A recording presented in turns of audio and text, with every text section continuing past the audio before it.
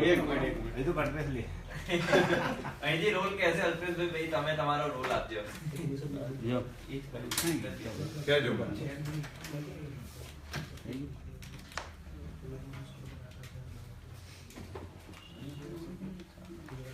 ચલો role everybody. એક minute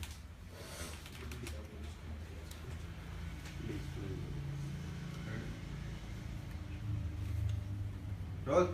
અલ્પેશભાઈ, નલિયા દુષ્કર્મ જે કેસ થયો છે તેમાં તમારું શું નિવેદન છે? નલિયાની અંદર જે દુષ્કર્મ થયો છે તે રાજકીય આગેવાનોની સંડોવણી બહાર આવી છે. ગુજરાતની અંદર છેલ્લા ઘણા સમયથી જે મહિલાઓ પર અત્યાચાર થઈ રહ્યા છે, એ ચાહે ધારીની અંદર બળાત્કારનો મામલો હોય, ચાહે માંડવીની અંદર નો બનાવ હોય, ચાહે બનાસકાંઠાનો થરાદનો બનાવ હોય કે ચાહે વિરંગામનો બનાવ હોય, સમગ્ર ગુજરાતની અંદર છેલ્લા ઘણા સમયથી મહિલાઓ પર અત્યાચાર વધી રહ્યા છે. અને સરકાર જે આંકડા જાહેર કરે કે જે બનાવો ગુજરાતની અંદર બની રહ્યા છે, એ ગુજરાતની અંદર છેલ્લા ઘણા સમયથી જે મહિલાઓ પર દુષ્કર્મ થયા એ કેટલા થયા અને કેટલામાં ન્યાય આપ્યો એની જવાબ સરકારે આપવો પડશે. પરંતુ ગુજરાતની અંદર જે પ્રમાણે રાજકીય આગેવાનોની સંડોવણી આવી છે, એટલે નલિયાની અંદર જે દુષ્કર્મ થયો છે એના જે કોઈ દોષિતો છે, આથી પણ ઘણા બધા લોકોના નામ આગળ આવી શકે છે. અને જે પ્રમાણે મંત્રીશ્રી આ બનાવને ખાળવા માટે આગળ આવે છે, પરંતુ સરકાર જોડે માંગણી છે કે આ બનાવમાં જેટલા પણ દોષિતો છે તમામને કડકમાં કડક સજા કરવામાં આવે. જે પ્રમાણે બનાસકાંઠામાં બનાવ બન્યો છે હમણાં અઠવાડિયા પહેલા જ, એના દોષિતોને સજા કરવામાં આવે. ધારીની અંદર બનાવ બન્યો છે, એના દોષિતોને સજા કરવામાં આવે. એટલે છેલ્લા ઘણા સમયથી ગુજરાતની અંદર જે બનાવ બન્યા છે એની અંદર રાજનીતિ થઈ રહી છે. માની લઈએ કે કોંગ્રેસ કે આમ આદમી પાર્ટી કે કોઈ પણ રાજનીતિ કરવાના, પરંતુ ભારતીય જનતા પાર્ટી શું કરી રહી છે? ભારતીય જનતા પાર્ટી દુષ્કર્મના નામે રાજનીતિ કરવાનું બંધ કરે. ગુજરાતની અંદર ન્યાય જોઈએ છે. મહિલાઓની સશક્તિકરણની વાતો કરનારા, મહિલા સુરક્ષા, જે પ્રમાણે નલિયામાં થયું છે એ જ રીતે થરાદની અંદર પણ ભારતીય જનતા પાર્ટીના કાર્યકર્તાઓએ દુષ્કર્મ કર્યું છે. તો આવા લોકોને કડકમાં કડક હાથે સજા થાય એના માટે માંગણી કરીએ છીએ. અમારું એક ડેલિગેશન નલિયા જઈ રહ્યું છે, જ્યાં પણ દુષ્કર્મ થયો છે ત્યાં જઈ રહ્યું છે. અને આવનારા સમયની અંદર જો ન્યાય નહીં મળે તો અલ્પેશ ઠાકોર એની સેના અને એકતા મંચ એ હજારો લાખોની સંખ્યાની અંદર રોડ ઉપર આવતા પણ વિચાર નહીં કરીએ.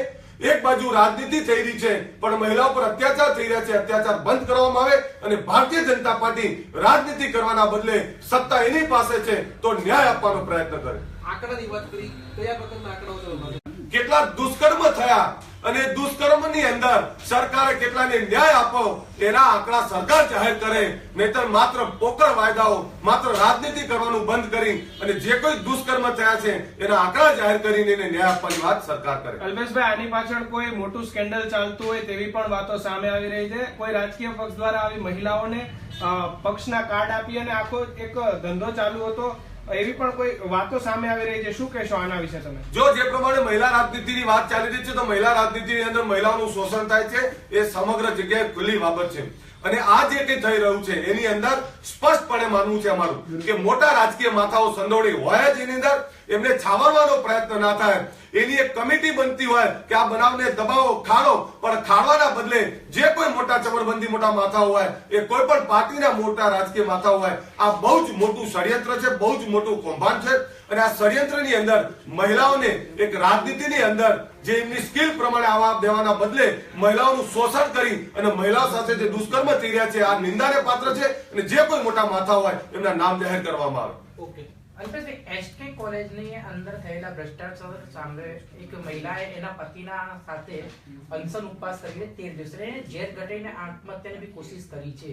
તો એ અંગે શિક્ષણના અંદર થયેલા આટલા મોટા ભ્રષ્ટાચાર અને તમે એક અવાજ નથી ઉઠાવી અને તમારે બી રજૂઆત કરવી છે. એમાં અતુલ પટેલ કાલે ડિટેન કરવામાં અને જીગ્નેશ મેવાણીને બી ડિટેન કરવામાં, એ અંગે શું કહેવા માંગો છો? આપણે કહી દઉં કે તમામ ફિલ્ડની અંદર, તમામ ક્ષેત્રની અંદર મહિલા સશક્તિકરણ, મહિલા અધિકારની વાતો થાય છે, પણ મહિલા અધિકાર કેટલા આપવામાં આવે છે? મહિલાઓનું શોષણ કરી અને મહિલાઓની સાથે જે દુષ્કર્મ થઈ રહ્યા છે આ રાજ્ય સરકારની જવાબદારી છે. એટલે જે કે એચકે કોલેજ હોય, મેં કહ્યું ને કે ધારીની અંદર, બનાસકાંઠાના થરાદની અંદર કે જે કઈ જગ્યાએ આ જે કઈ બનાવ બની રહ્યા છે એ બનાવોમાં સરકારે પોતાની ઈચ્છા શક્તિથી આને ન્યાય આપવાનું કામ કરવું જોઈએ. એ જ આંકડા માંગી રહ્યા છે કે છેલ્લા વર્ષોની અંદર ગુજરાતમાં કેટલી મહિલાઓ પર દુષ્કર્મ થયું અને કેટલાને ન્યાય આપ્યો એનો જવાબ સરકાર આપે, પછી રાજનીતિ કરવાની વાત કરે. કારણ કે ભારતીય જનતા પાર્ટી અને કોંગ્રેસ તો રાજનીતિ કરી રહી છે, પણ સરકાર જવાબ આપે કે આ કેટલાને ન્યાય આપે પછી રાજનીતિ કરવાની વાત કરે. ન્યાય આપ્યા પહેલા રાજનીતિ કરવાની વાત કરવાના બદલે આવા દુષ્કર્મ બને છે કેમ એનો જવાબ સરકારે આપવો પડશે. અચ્છા, હાર્દિક પટેલ જે અલગ અલગ સ્ટેટમાં ફરી રહ્યો છે એને લઈને તમે શું માની રહ્યા છો? આપણે કહી દઉં, અત્યારે મેં મહિલા દુષ્કર્મની બાબતમાં બહેનો સાથે જે નલિયાની અંદર જે દુષ્કર્મ થયું છે બેન સાથે એના માટે મળ્યા છીએ. હું બીજા કોઈ જવાબ આપવા માંગતો નથી, પરંતુ અમારી વાત બહુ સ્પષ્ટ છે.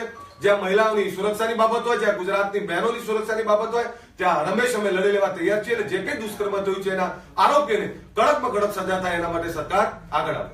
નલિયા આપણે ડેલિગેશન ક્યારે જવાનું છે અને નહીં ધારો કે પગલા લેવામાં આવે તો આપણે શું કરીશું? અમારું ડેલિગેશન આ 5 દિવસની અંદર નલિયા જઈ રહ્યું છે અને જો આવનારા સમયની અંદર અમને ન્યાય નહીં મળે તો સમગ્ર ગુજરાતની અંદર અમે તમામ જગ્યાએ તમામ જિલ્લાઓની અંદર આના માટે લડત ચલાવીશું. ઓકે. આંકડાઓ કેટલા હોવા જોઈએ?